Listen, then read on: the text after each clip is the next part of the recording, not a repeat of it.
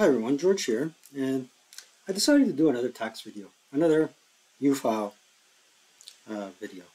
And I'm using the desktop version, but the online version is pretty similar. The situation that we have here, we have a young man by the name of Mario Brunner. Of course he's fictitious, and before I go any further, I am not a CPA, I am not a tax lawyer, I'm just George. So this is not meant to be taken as advice, it's strictly educational. Mario Brunner, our fictitious taxpayer, for the sake of this example, is an engineer.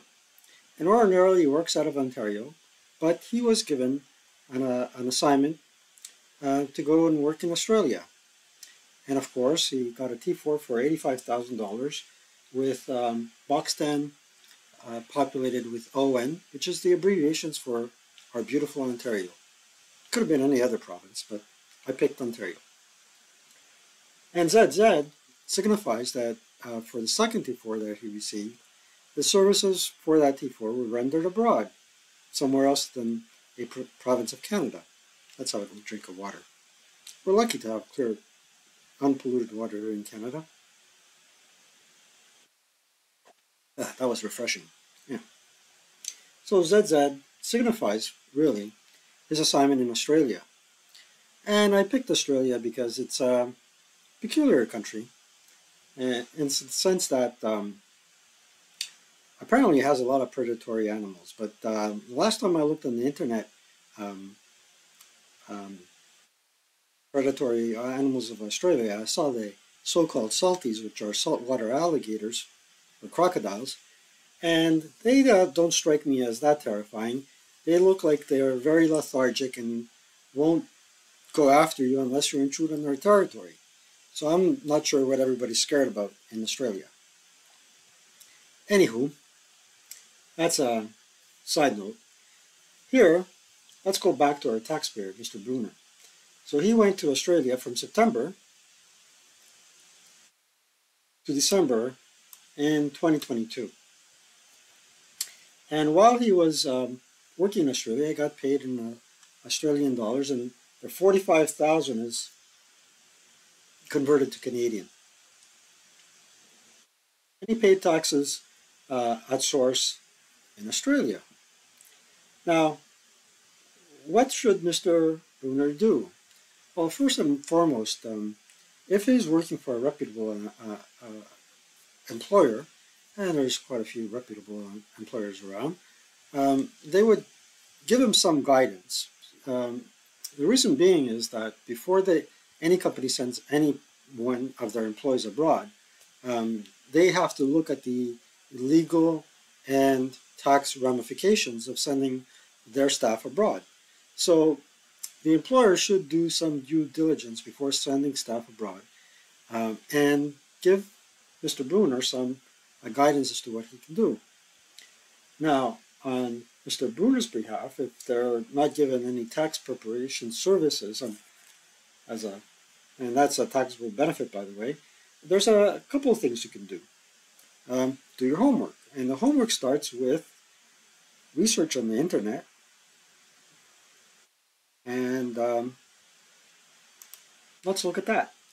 Well, first and foremost, remember I said that there was taxes deducted at source for his employment services rendered in Australia. Now, is the tax deducted at source a proper foreign tax for the purposes of the foreign tax credit? Now, I'm going to put a link to this document below, and basically what it is, it's an interpretation bulletin. Now it's called an income tax folio. A long time ago, during Mr. Harper's reign or mandate, during Mr. Harper's mandate in Ottawa, he changed the name of interpretation bulletins to income tax folios. And that's a more appropriate name, because here it does not imply that you're interpreting the law. And income tax folios don't carry the weight of the Income Tax Act, but still they can give you insights as to what the CRA is expecting from you. So it's good to do the research here in order to ascertain whether tax deducted at source is a proper credible tax in Canada. Now, what they're talking about when it comes to a properly credible tax is an income tax. And taxes deducted at source are not necessarily an income tax because they don't always represent your least legal tax liability that you have to pay to Australia. So ultimately, if the tax is taxable in Australia, if the employment income is taxable in Australia, in order to get the actual credible tax for Canadian tax purposes, you have to file an Australian tax return. I think in Australia I call it lodging a return. That's strange. I have two cousins that are Australian. My aunt through marriage is a proper Australian citizen, and last time I spoke to my cousins, they speak Australian with a proper English Australian accent, which I find very amusing. So here's the definition of business income tax, and right up here we talk about, I believe, what is a proper foreign income or profits tax, and they go through the trouble of saying that, okay, we're not going to give you a credit on user fees or regulatory charges, or the sole reason why the tax was levied is because of the Canadian tax, foreign tax credit. So all this to say, there is a proper, and in bold, income on profits tax or income tax that you have to take into consideration, and they delineate between what is credible and what is not. And you can go through that yourself, and it's pretty easy to read, but I guarantee you that it may put you to sleep. So case in point, we have to keep in the back of our heads that, hey, if I want to credit the tax on my Canadian return, I may have to file an Australian tax return. So how do you file an Australian tax return? You've got to be careful because our tax year is the calendar year. However, for Australia, their tax year is not the calendar year. And where did I see that?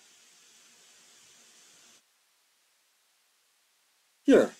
Your tax return covers the income tax from 1st of July to 30th of June. If you need to complete a tax return, you must lodge it, not file it, lodge it, or engage with a tax agent by 31st of October.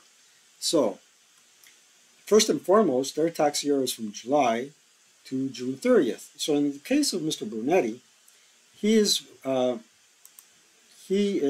tax return will not be due, his 2022 tax return will not be due. Sorry for the interruption. I paused the video on my end.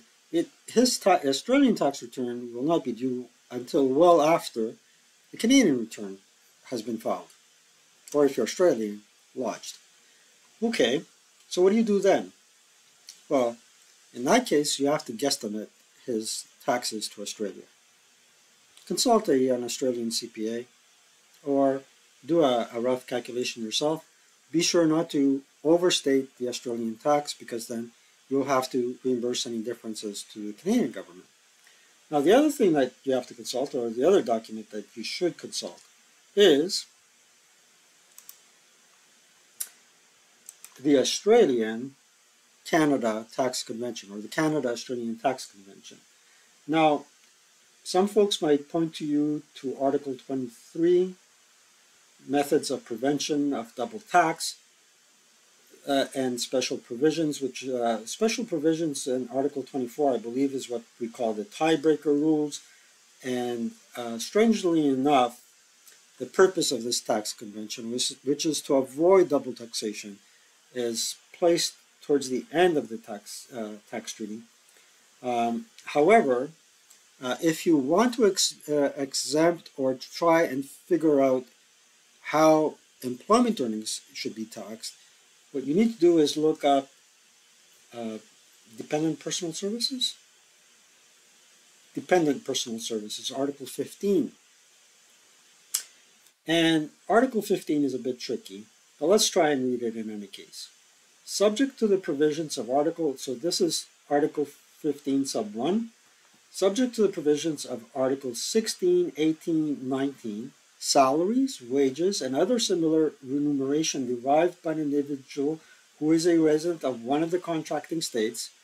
You're a resident of Canada. Let's say Mario did not give up his OHIP card, did not give his driver's license, and maintained a home at all times in Ontario while he was away on assignment, did not give any residential ties, and his social ties and bank accounts remain in Canada. So, resident of one of the contracting states, let's say Canada, in respect of an employment shall be taxable only in that state, Canada, unless the employment is exercised in the other contracting state, Australia. If the employment is so exercised, such remuneration is derived from that exercise may be taxed in the other state, Australia. Okay. Notwithstanding, that's subparagraph 2 now, notwithstanding the provision of paragraph 1, remuneration derived by an individual who is resident of a contracting state, Canada, in respect of an employment exercised in the other contracting state, Australia, shall be taxed only in the first mentioned state, Canada, and excluded from taxation completely in Australia, if the recipient is present in the other state for a period or periods not exceeding in the aggregate 183 days in any 12-month period commencing or ending in the year of income or taxation year of the other state. And so here it's a bit tricky because the period of 183 days in any 12-month period commencing or ending in the year of income or taxation in the other state.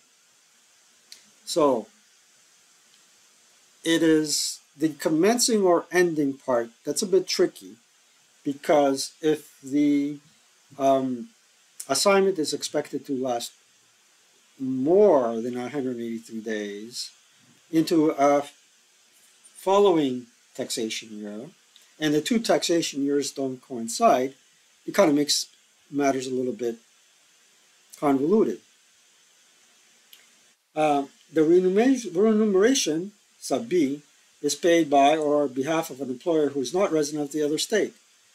Now, in our case, it appears that the employer is not a resident of Australia because they issued a T4 with ZZ in it. But then comes the concept of who is the beneficial employer, who is the factual employer, and who is the employer that ultimately bears the cost. All that has to be taken into consideration. And this is why most people that fall in this situation are either given guidance by their employer or they're given the services of a CPA to do the return. Okay. The remuneration is not deductible in determining taxable profits of a permanent establishment or a fixed base which the employer has in the other state. Now, how do you know that? Only the employer should know. Notwithstanding the preceding provisions of this article, remuneration in respect of an employment exercised abroad, aboard a ship or aircraft operated in international traffic by a resident of one contracting state may be taxed in that state. So basically, if you work on a ship, a Canadian ship or a Canadian airline, you're only taxable in Canada, if I understand things correctly. Remember, I'm not a lawyer or a CPA, but I kind of know my way around this, this sort of dilemma. And there are other articles with directors' fees and entertainers and whatnot. So if you're an entertainer, Article 17 may apply.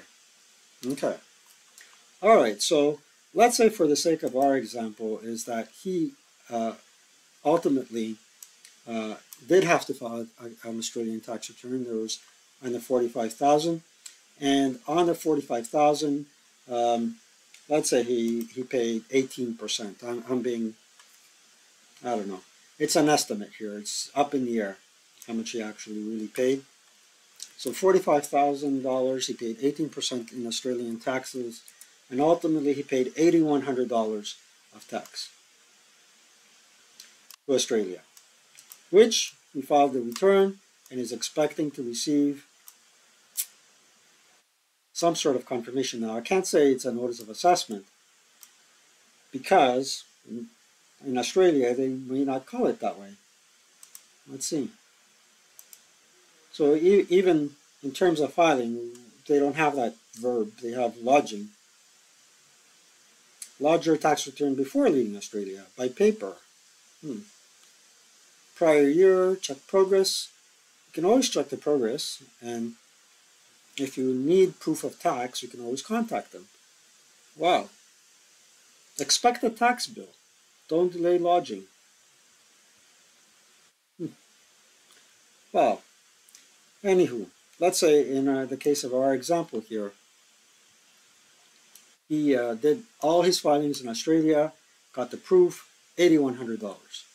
And here we have $85,000.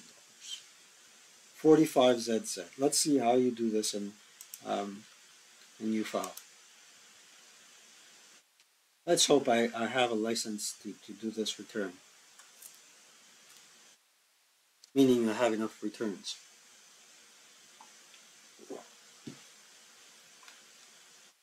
Let's see, can I count my counter here? Tax return counter, here, under settings. I only used one. Number of returns available, 4. Great. Okay, so we start always with the identification, and we'll say Mr.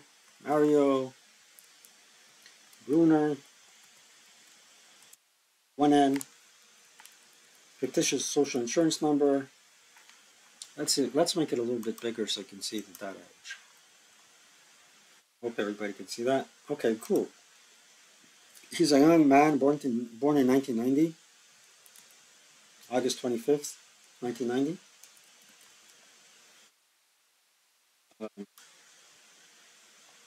Province of residence is Ontario. Marital status, he's still a young single man. It could have been a woman, but single, there you go. No change. And gender, it's only a question mandatory for Quebec residents. Don't ask me why, I'll never be able to figure it out. But it's there, and we have to put it there. Oh yes, by the way, I am the QA manager for UFA. All right, let's say he has a home here.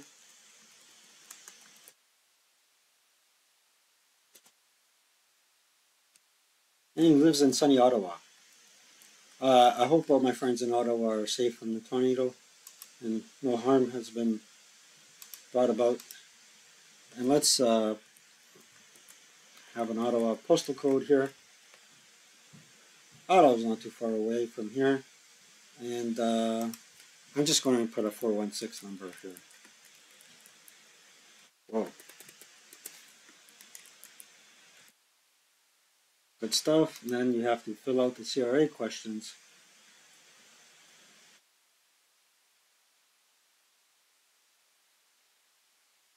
CRA questions, language of correspondence. Pardon my English. Not the first time that we're filing. We don't have any foreign property. And we're not a diplomat. Yes to Canadian citizenship. And yes to registering for elections. If you don't vote, do not complain. Organ tissue, the only way to defeat death, say yes, if you may. Climate action incentive, he was in the burbs, or outside the metropolitan area. And simplify things, we're not doing any electronic filing. Okay, now we can go straight to interview, and we'll put in our interview, since it's really a basic return here, all we want is we put non-resident or foreign. Foreign income, I think, is the more appropriate. Yeah, there it is. foreign income or foreign property. Okay, and let's put next. Now we got to enter our two T4s. Here, earned in any province except Quebec. I'm looking at my monitor, which is just across from me, my large monitor. First T4, remember that province is Ontario, and let's say Barnes, Smith, Engineering. And we said 85,000. There you go. Province of employment is Ontario. And he had CCP of 2288 and 33 cents, EI of $622.95, RPP contributions, I'm making some numbers up, 3,000, 6,000, and tax deducted at source, let's say this is a quote of $11,600. Okay, employment earnings, I can pretty much skip that. UFA will calculate the maximum pensionable earnings and whatnot on its own. Now we want to add a second T4, so we go back to T4 and employment earnings and get that thing there. Yep, the header, and add T4 earned in any province except Quebec.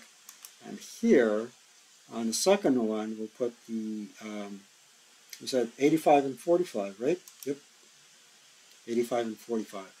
And then again, it's Barnes,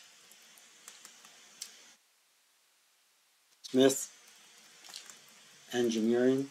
I like the left-hand display because it kind of gives you an idea of, well, this is a do-it-yourself program, so you know that you're working. If you have a larger family, you can see on whose return you're working on because it's all highlighted, and then you can also see which part of the return you're at. Okay, so here we got 45,000, and we got to be careful to put scroll down, other, outside Canada. There you go.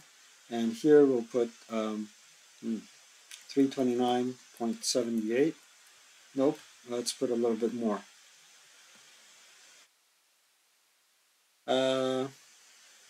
Let's take a look at those CPP numbers here.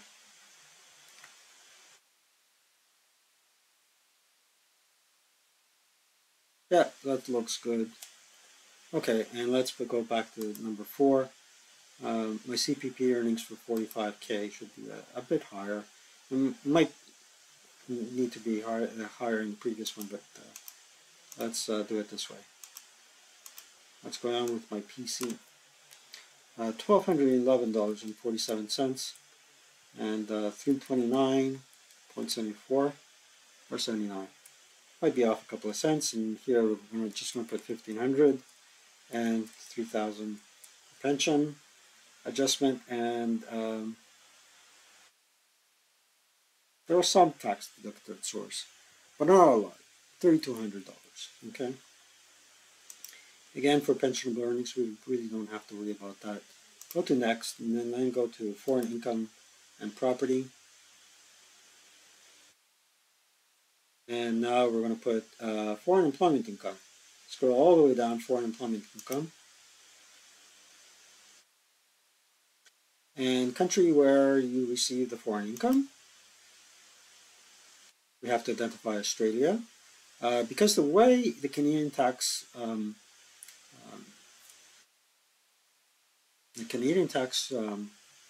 foreign tax credit works is if your foreign tax paid is over, I believe, $200, the buckets are per country.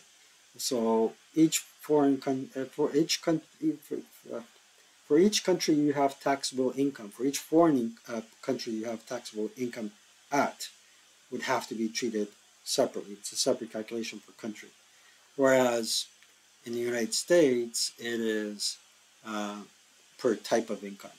So that's the major difference between Canadian and U.S. tax with respect to the foreign tax credit. In addition, in the U.S., usually the foreign tax credit triggers alternative minimum tax, but not so in Canada.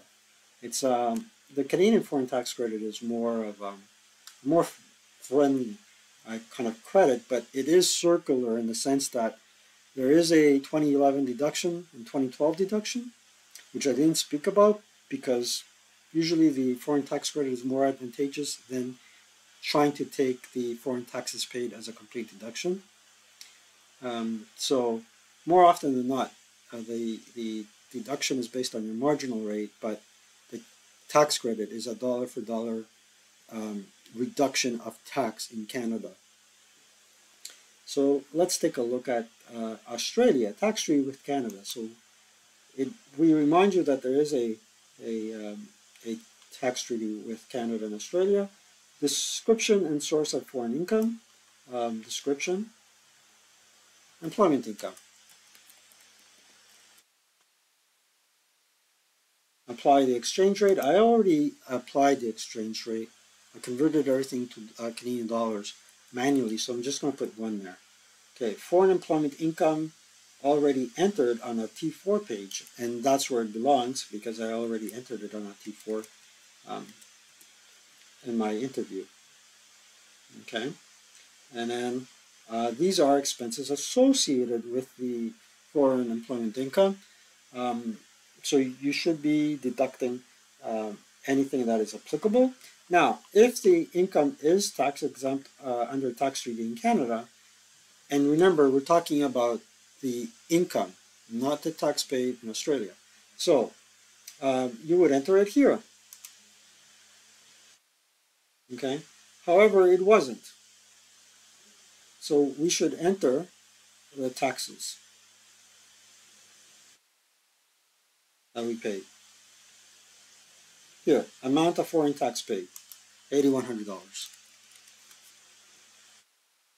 Canadian. Okay, I'm afraid, ladies and gentlemen, I think this is enough to do our tax return properly. Now, the other thing that I'd like to do is make sure that I have my RSP deduction limit there, because I don't contributed, I didn't donate. Let's say this taxpayer has $27,800 as per his notice of assessment. All right, and he went to his trustee income trustee trust. Oh, trustee big trust or bank, favorite bank. Okay, so let's say Royal. Not recommending them. Just an example.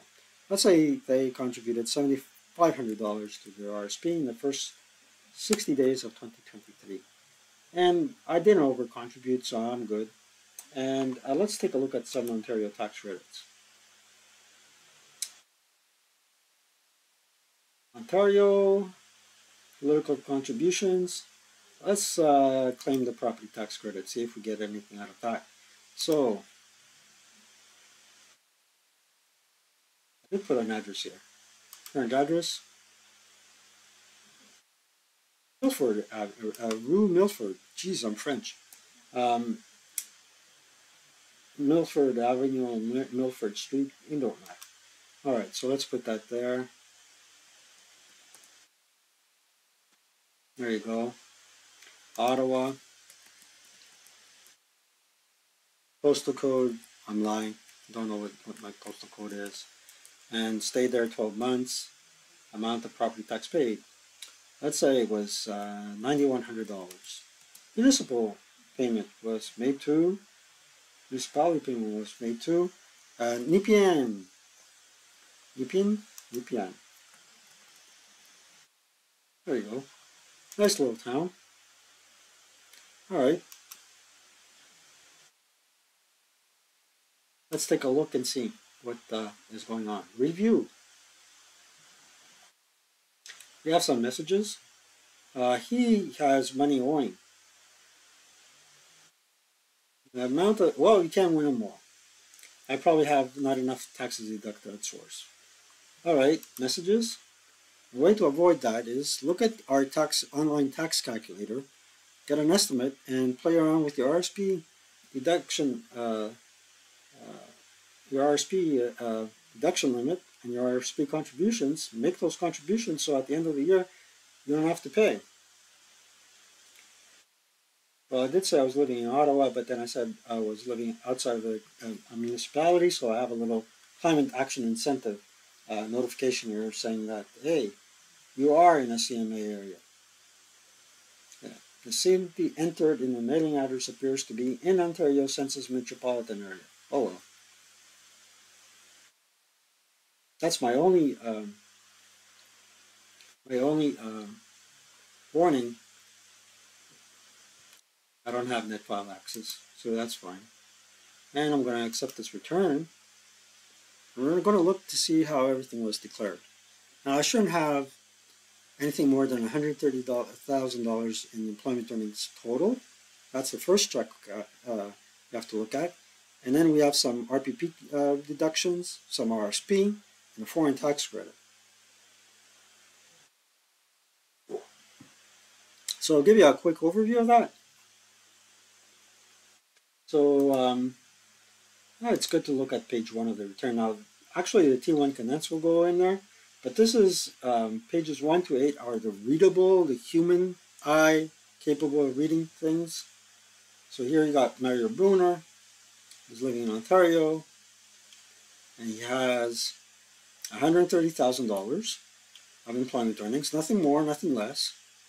$4,500 of RPP, $7,500 of RSPs, an enhanced deduction of CPP of $460, net income of $117,753.50. There are no deductions, other deductions than that. And then we look at our non-refundable tax credits. We got the full basic amount, our CPP and EI, well, CPP contributions and EI premiums, the Canada employment amount, our total non-refundable tax credits after taking the 15% are $2,951. And then we're going to the tax calculation. And here's my my foreign tax credit, my federal foreign tax credit. Of the $8,100, I got $7,399 a federal foreign tax credit. So that reduced my taxes down, my federal taxes down to $11,927.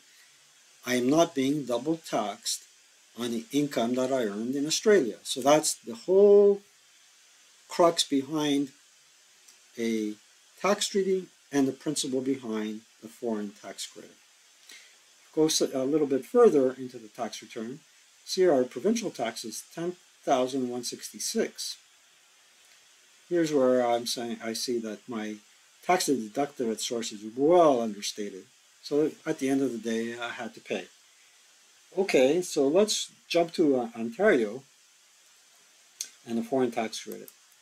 Okay, Ontario, page 1, we start with our non-refundable tax credits, and there's a bit of lag on my computer. I have a very simple tax computer. That's why I like to call it a tax computer. I play games on it, but it's a tax computer. All right, those were my basic amount, my contributions and premiums, CPP and EI respectively. I got a measly amount of Ontario non-refundable tax credits to the tune of $764. And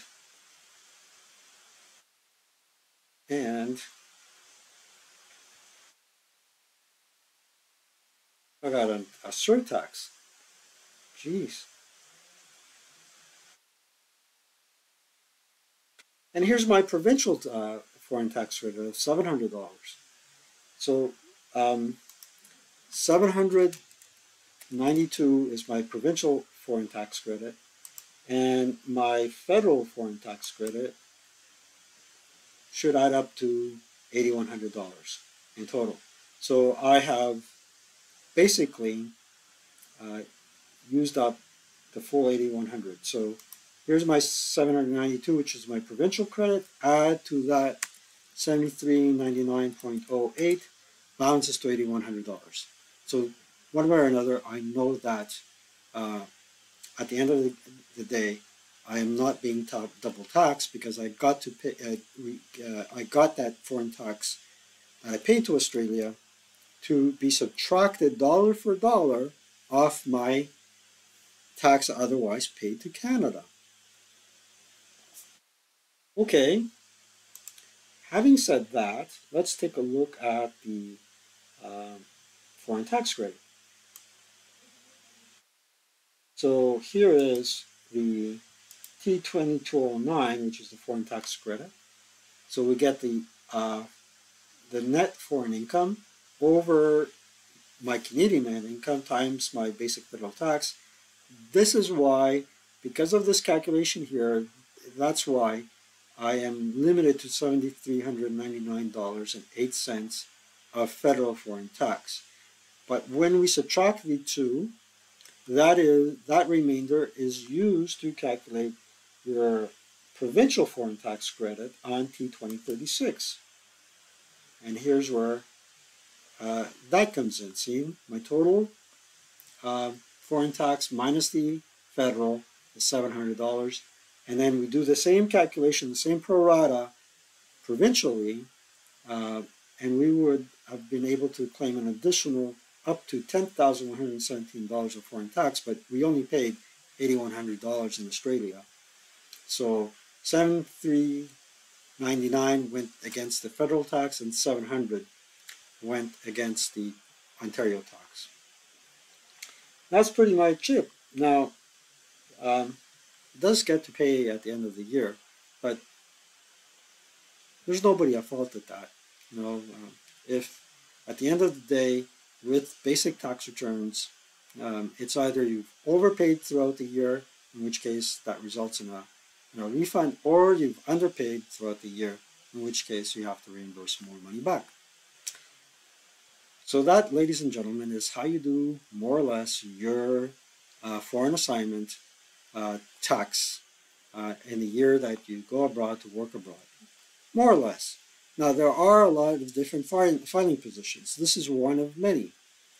If you are in such a situation, I would strongly advise you to consult a CPA that does have experience with foreign assignments, so they can guide you in the right direction before you even start your return.